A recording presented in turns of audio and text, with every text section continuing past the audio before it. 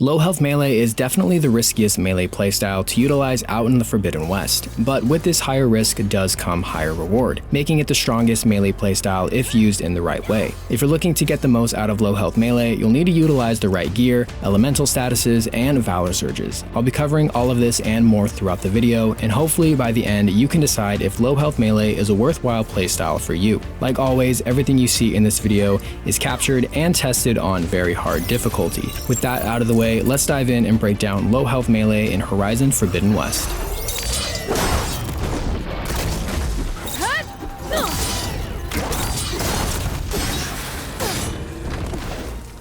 So what is low health melee? Well, low health melee buffs Aloy's melee damage when her health drops below a certain threshold, and you'll probably first come across this skill in the survivor branch of the skill tree. With both passive boosts unlocked, at level 2 we receive a 30% melee damage increase when dropping below 35% health. You can then bump this up to a maximum of level 4 with the right outfit or weave, which now gives Aloy a 100% melee damage increase when below 50% health. Now it's quite risky to constantly be in the low health state, and it might seem counterintuitive to do so just for a damage increase, but we can actually reduce damage taken in this state by utilizing the low health defense skill, which at level 2 reduces incoming damage by half when below 30% health. So it's important to be below this 30% threshold instead of the previously mentioned 50%. That way we have increased damage reduction alongside increased melee damage. And lastly, it's essential to have both the melee damage and power attack plus passive boosts unlocked over in the warrior branch of the skill tree. That way, when combined with low health melee, we can further increase our melee damage. The main goal of this build is to increase our melee damage as much as we can during that low health state, since we're putting ourselves at a much higher risk of death. So once you have the passive low health melee, low health defense, melee damage, and power attack plus skills unlocked, it's important to know what types of melee damage are actually being increased while in that low health state.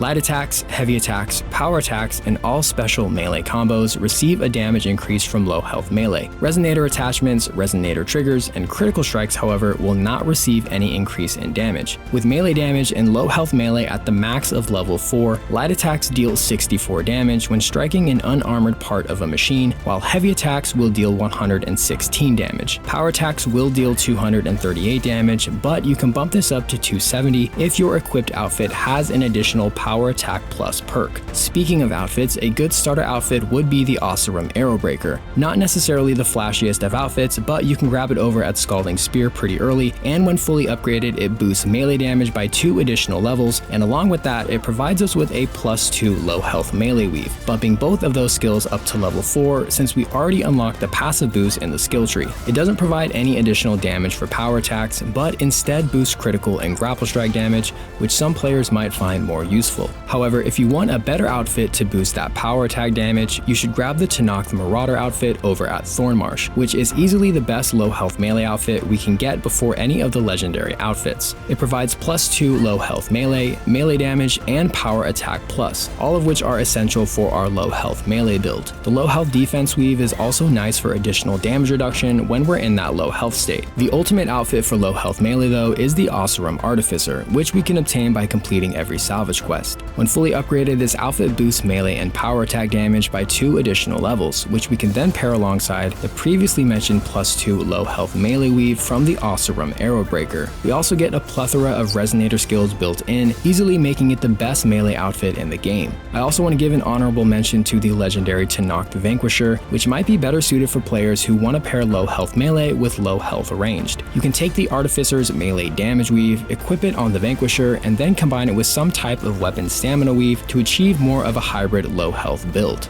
Alright, now I want to share a few combat tips and techniques that you can use to be even more effective while using low health melee. The biggest and most important thing to remember about melee is that melee damage is reduced by 50% when striking armor plates, and given the fact that a majority of machines are covered in armor, you likely won't be getting the most out of your low health melee build. So to avoid this, we'll want to take advantage of elemental statuses and weapons with high tear values. Tear blast arrows, for example, offer really high tear values and can be great for removing armor in bulk, back very quickly. You might find this to be the most effective method, but we can also use acid and frost to reduce the percentage of damage reduction from armor. Instead of melee damage being reduced by 50%, armor affected by the corroding state will only reduce our melee damage by 30%. Light attacks will now deal 45 damage, while heavy attacks deal 82 damage. On the other hand, armor affected by the frozen status will reduce our melee damage by about 40%, which isn't as great as acid's 30. However, frost has the upper hand when used against unarmored enemies. When striking a frozen unarmored enemy, melee damage is increased by 25%. So to sum things up, we'll want to use acid against enemies with armor, and we'll want to use frost against enemies without armor.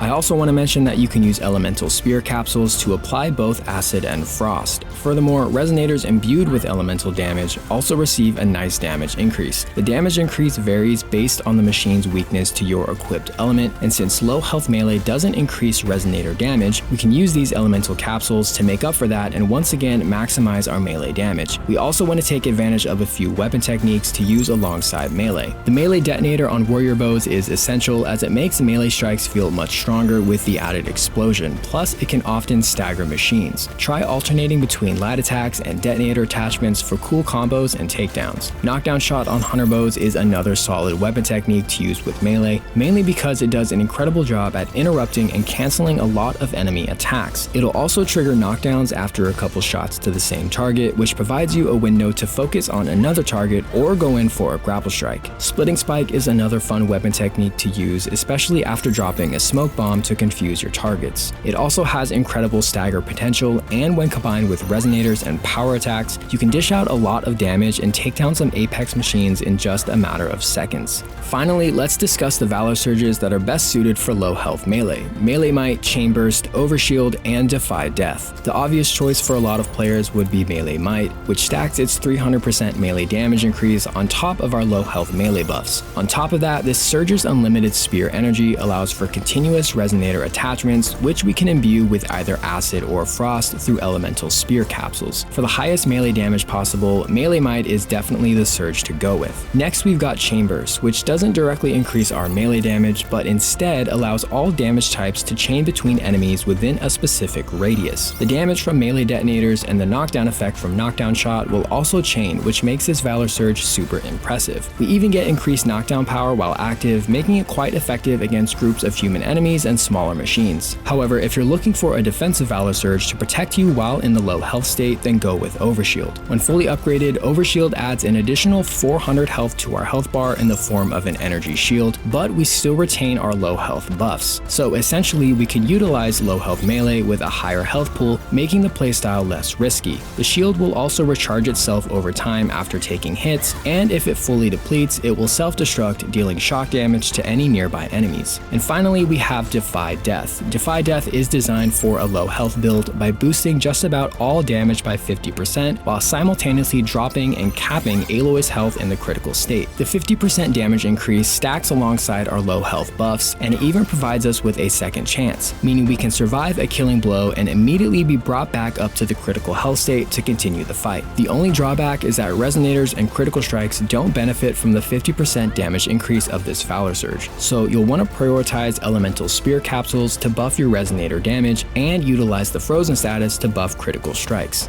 So, is low health melee worth the risk? Well, ultimately that's up to you. I don't often find myself seeking a low health playstyle in video games, but here in Forbidden West, I've definitely enjoyed learning the intricacies of low health melee. For me, yes, I do think the reward of low health melee outweighs the extra risk, especially in the mid to late game when we get access to better gear. That's a wrap on this video today, and I hope you all found this to be entertaining and informative to some degree. If you've got thoughts to share, I'd love to chat with y'all down in the comments. And lastly, as always, thanks for tuning in today. I'll see you all in the next one.